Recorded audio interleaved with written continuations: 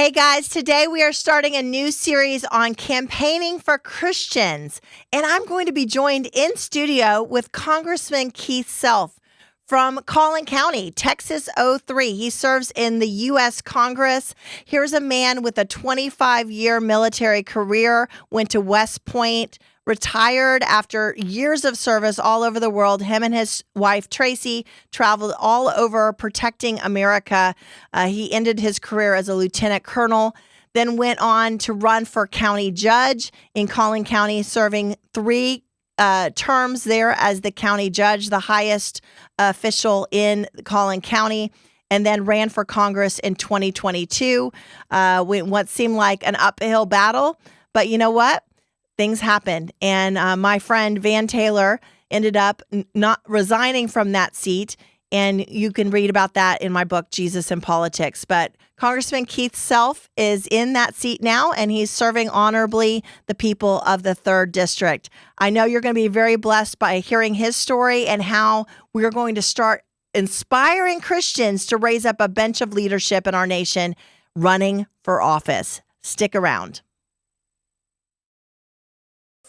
Welcome to the Conversations with Christians Engaged podcast. I'm your host, Bunni Pounds, the president of Christians Engaged. This ministry exists to awaken, motivate, educate, and empower ordinary believers in Jesus Christ to do 3 things: to pray for our elected officials and our nation regularly, to vote in every election to impact our culture, and to engage in some form of civic education or involvement for the well-being of our nation. I'm so thankful, Bunni, for what you do. A lot of people talk the talk, but you really walk the walk. There's nobody else I want to talk to about Jesus with than you. And I will stand and lock arms with this woman of God, Bunni Pounds, any day of the week. Bunni, you are a new hero of mine. And I'm 100% behind something that Bunni Pounds is doing. Encourage her, pray for her, and be involved. Be part of Christians actively engaged. America is worth it. Now is the time. America needs your involvement. Please take our pledge to pray, vote, and engage. Join with a movement of other Christians that are doing these 3 simple things that can really impact this nation. Join us. Hey guys, I'm so excited. We are doing a 4-part series on campaigning for Christians. You're like, well, Bunni, why are we talking about campaigning in the middle of a general election? Because this election's going to be over soon, which, by the way, you need to be praying, voting, and engaging. If you're not remembering to vote, don't forget to vote.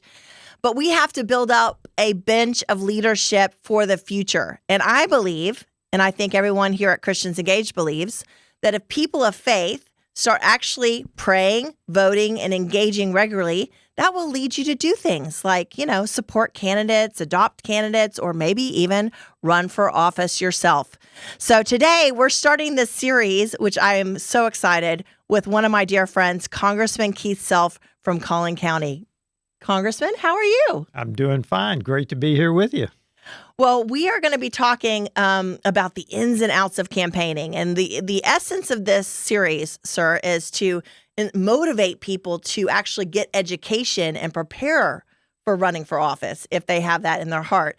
And we're going to be talking about some of the hard things, like what it's like for our relationships and our finances. And it's not easy sometimes to run for office. So you started out running for county judge. So I want you to kind of share a little bit of your backstory and what would compel you to run for office in the first place.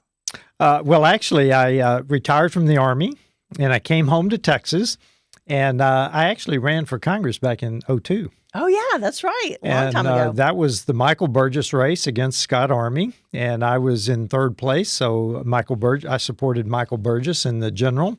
2 things. First of all, when I was in the embassy in Cairo, Egypt, Codels would come through. So these 20-something-year-old staff members would treat my general officer boss, who had been in the Army for 35 years, as like he knew nothing. And that kind of irritated me. And then when I was in the Pentagon, I spent a lot of time over in the old executive office building in the White House complex, got to know some members of Congress, and realized it's not rocket science. You kind of have to believe something, and you have to be able to articulate it. Frankly, those are the qualifications to run for office. Well, and then you realize if you have a set of principles and you are some sort of leader and that you can implement those, principles through your team and your staff, you're not all by yourself. You're not just like running for office and then, oh, it's just me. I have to be, all of this is on me, right? You get to actually facilitate team leadership, correct? Oh, this is a team sport, all the way from being elected to once you are elected. And something I realized the difference between being the county judge when the staff kind of worked generally. My staff in Congress is all important. Yeah. It is vital to have a good staff. Now, back to your principles comment. Leaders can be good leaders or bad leaders. We need more leaders with good principles. Yeah. And frankly, I think that's what you are about. And I think that's exactly what this broadcast is about. Yeah, we need to get educated on what the issues of our day are, how the Bible relates to those, how it affects our community. We say all the time, Congressman, as you know, loving your neighbor well means electing people that have a biblical worldview or are pursuing wisdom and knowledge through understanding the Word. Can you talk to us a little bit about that first race? Because county-wide races are, and this is a large county in Texas you ran for, that's pretty hairy when you actually run in a county-wide race. And then, county government, city government, state government, federal government, they're all got a little bit of nuances. So what was that first race that you won like? Well, it's interesting. I got into the race because I thought the other two people in the race were two peas in a pod. And I thought there needed to be a third option, a conservative option. So I jumped into the race and ran a grassroots campaign because I didn't have any money. So I got a few supporters and we worked hard. The lady that ran my volunteers, she was a night owl. Well, I'm a morning person. So I tease people that we ran almost a 24-hour operation because she'd send me the last email at 4 o'clock in the morning, and I'd be reading it at like 5 in the morning. So it was, it's fun to talk about now. But we ran and won with the grassroots.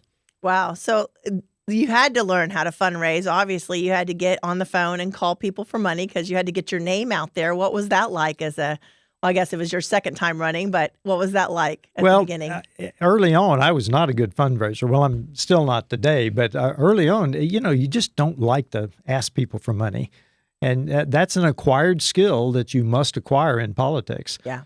So early, it didn't go real well, but I was fortunate to have some church friends, which were basically my early supporters in the financial realm. Wow. Yeah.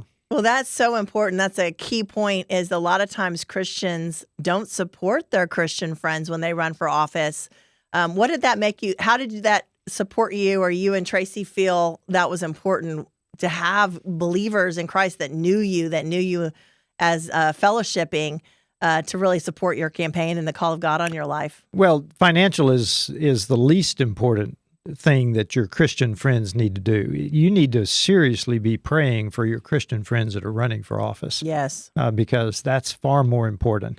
But it made us feel good for the financial and the prayer support, of course. And it's, like I say, it was kind of how we got started.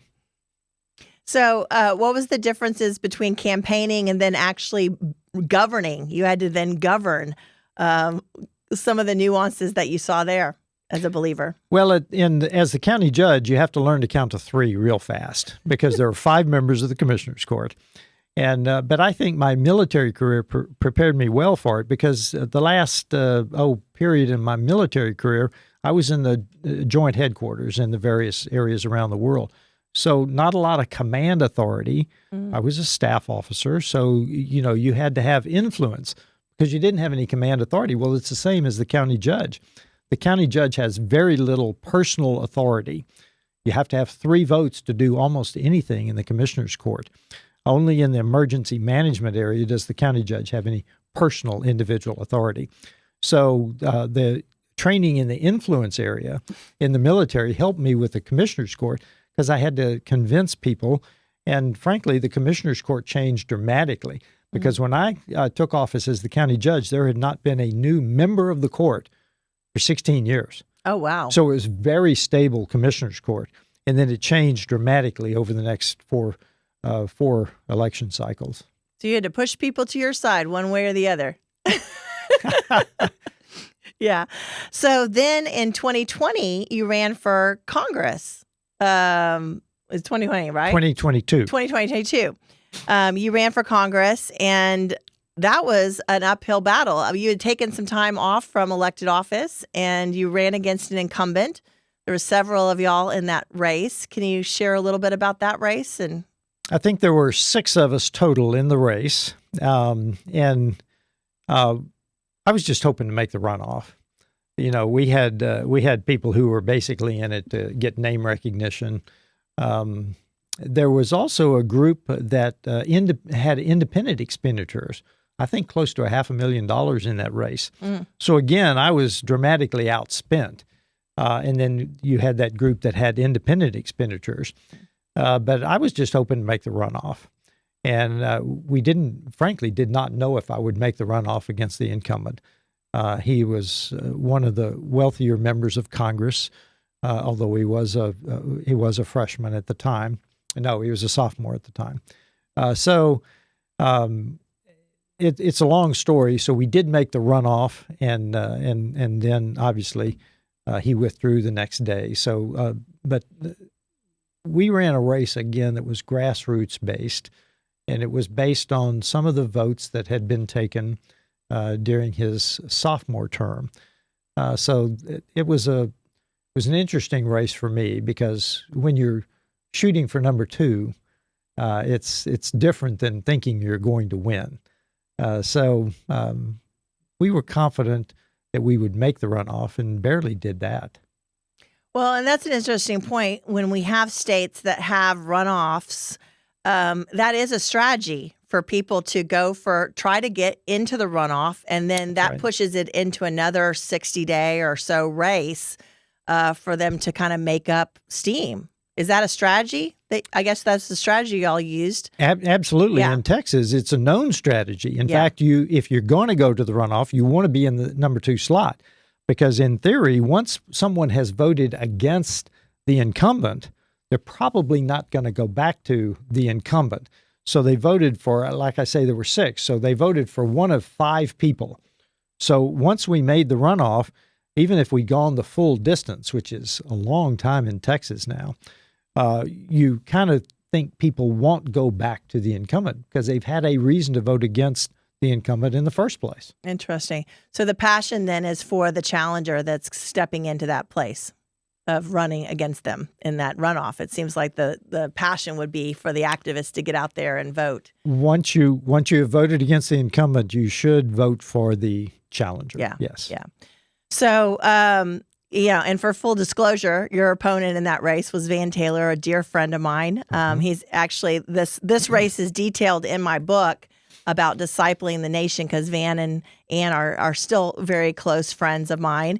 But yeah, there was a lot of drama that happened there, and you took over as the new incumbent in that race and have been serving faithfully in Congress. So, Congressman, what surprised you when you went to Washington? Was there any surprises? Yeah, the big surprise is just how people campaign as conservatives, and then they don't vote that way. That's probably the biggest surprise. Because you hear people thump their chest and make all these promises, and they get there, and it doesn't take them long at all to be co-opted. Of course, the first surprise that we experienced was the vitriol that came against the 20 that voted against the speaker back in January of 2023. Yeah, that was an interesting moment, because you were just coming in.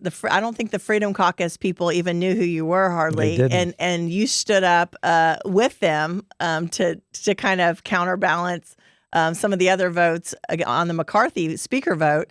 And what happened?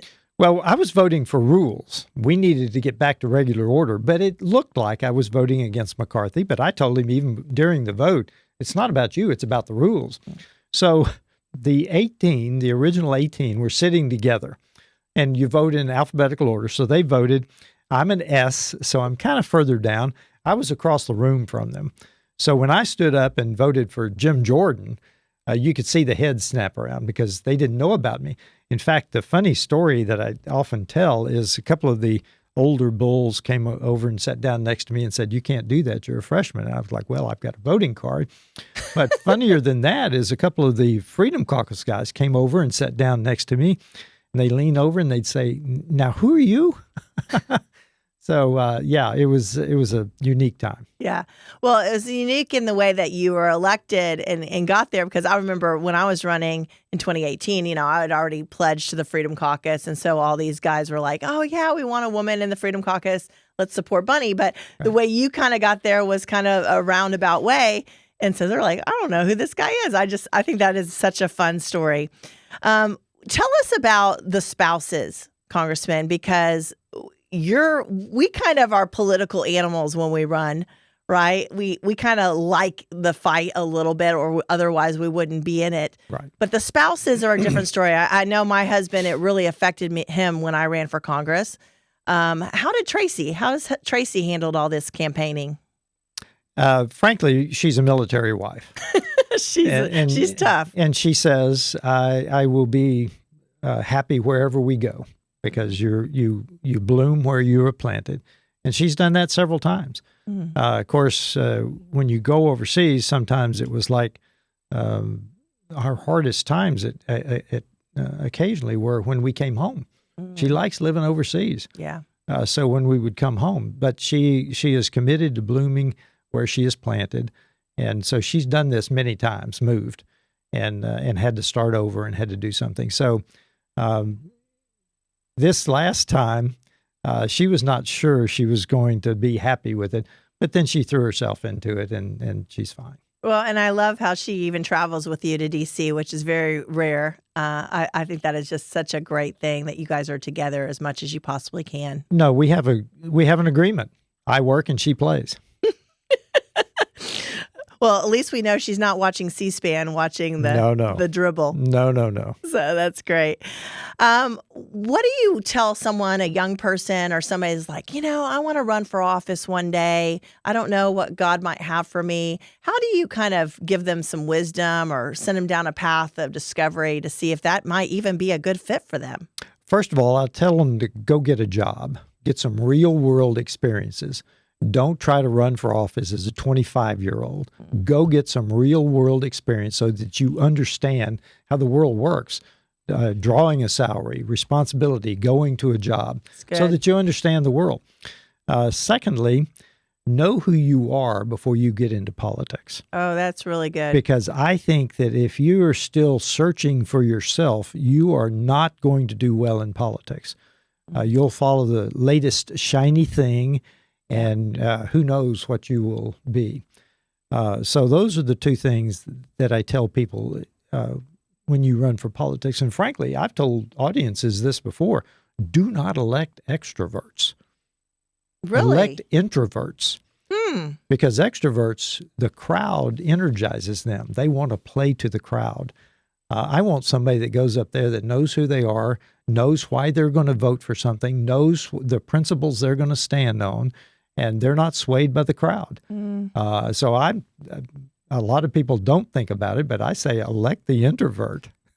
Well, there's some of us that are extroverts that are principal Congressman. I'll push back a little Bunny.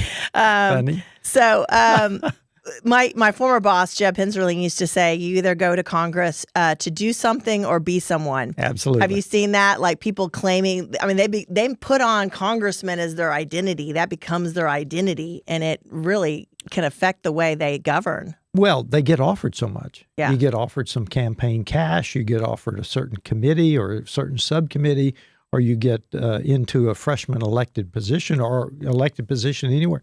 You get co-opted through becoming a member of the club. I mean, you have to be willing to stand for your constituents because they sent you there for a reason. I mean, you've made some promises to your constituents, whatever those promises are.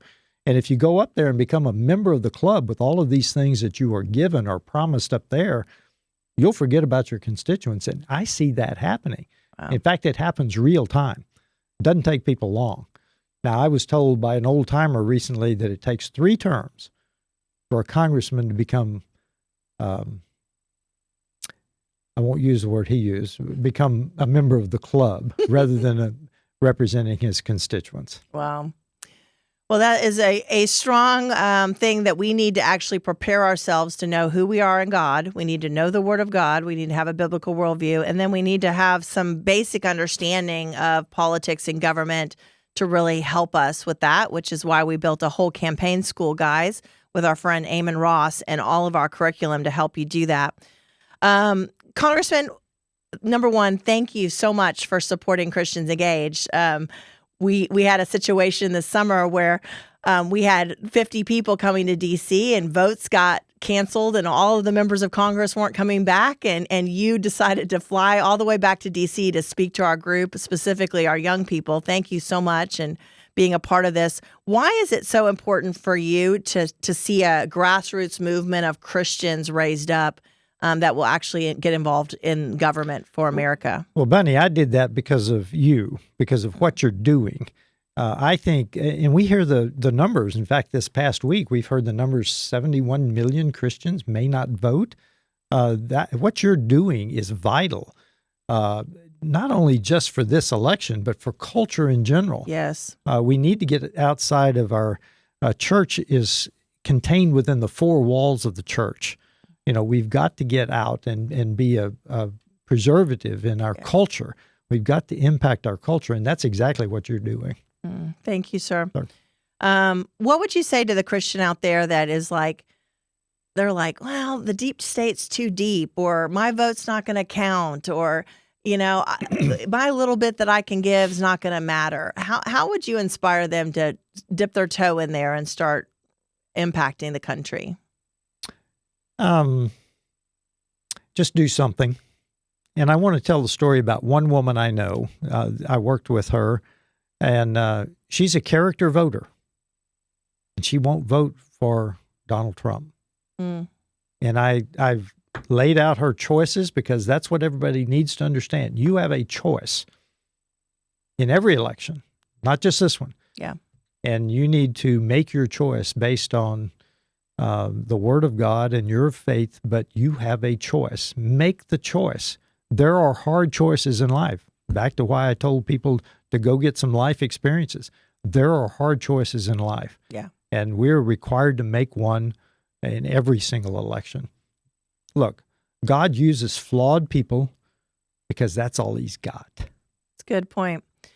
Yeah, we're all flawed and we're stepping out and we're trying to make an impact. And Right. But the beauty, folks, of you saying yes to serve other people, whether that's with praying for our elected officials like you, Congressman, praying for you and your family, praying for or loving our neighbors well by going out there and using what the founders gave us to vote and to make those choices, or to start dipping your toe into engagement, helping other people or running for office yourself. I mean, there's so much we can do.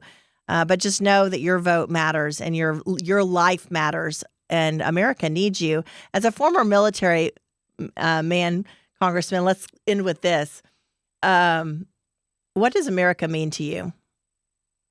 Bunny, I've been a sheepdog all of my life, and I've told people recently, I can almost point to the exact moment that I made that decision.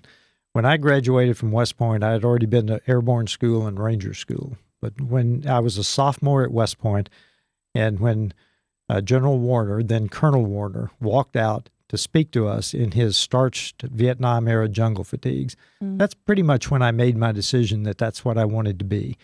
So I've been a sheepdog all of my life. I served in the military for 25 years in the Airborne Infantry, Special Forces, and in the headquarters around the world. And then as the county judge, I don't talk about the things we built. I talk about the things I did to protect the constituents, the tax rate and other things. And in Congress, I consider myself the same way. It's we have a wonderful constitutional republic. Yes. That I think hangs in the balance. This is what has brought us, our Christian foundation, and make no mistake about it, the founding fathers were Christians. They were not deists. They were believers. And they have given us a wonderful constitutional republic based on the rule of law, based on the principles. And you can take most of our laws back to the Bible. Why is our president supposed to be natural born? It's because that's what God required of the leader of the Israelites in the Old Testament. Lots of our laws are based on the Bible. In fact, absolutely most of them. So, I mean, it is a wonderful constitutional republic that has given us the peace and prosperity through most of our history. And that's what we are seeking to preserve. It's the preservation of freedom at the end of the day, because that is what the Bible teaches us. God wants us all to be free individuals in his realm. And so America is the only place that you find that in the world. Our two-party system is better than the parliamentary system of our founding country, the UK, and the other British nations. It is so much superior to the parliamentary system. It's so much more stable. Doesn't look like it today. We're in a rough patch. I got it.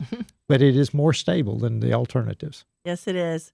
Well, I was struck this weekend watching Coach Joe and Denise Kennedy's new movie, Average Joe, and having the opportunity of interviewing them a couple weeks ago at our conference, just how God loves to use unlikely people. And Joe, he lived in a dumpster. He went from house to house. I mean, you want to talk about a childhood that was dysfunctional. Both of them have struggled through everything. To then see God use them to bring more religious freedom in our nation than ever before through their Supreme Court case. But I just want to say thank you, Congressman, for being one of those people that said yes to stepping up, and you and Tracy going to D.C. and standing for our values. We so appreciate you. Thank you for being one of those unlikely heroes. And to see Christians get engaged in this space, it's just so important. So thank you. Not a hero, just have a mission. That's all.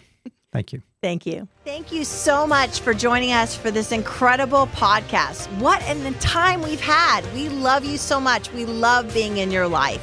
Have you subscribed? Have you shared this with your family and friends? Please subscribe on Apple, Spotify, YouTube, Rumble, wherever you get your audio or video pods. We need your help. This mission is undergirded by individuals just like you that support this ministry monthly, annually, and whenever you think about us, to be able to reach over 1 million Christians in the next 2 years. That's our goal. We want to empower 1 million Christians around America to pray, vote, and engage regularly. Will you help us? We're here to do that, and we need your help. I want to say thank you to our partners at The Stream. What an incredible online publication put out by James Robison and Life Outreach International, as we come together across denominational lines as believers to discern what God's saying about the news of the day and to hear from different viewpoints. Check out The Stream, make it your homepage, and get on their email list. This product is amazing. Also, our partners at Edify app, put out by Christian Post. This podcast app is a convergence of Bible teachers around America. We're excited to be a part of Edify app. Check out all their other podcasts. Thank you so much again for caring about this nation. We're here to help you pray, vote, and engage.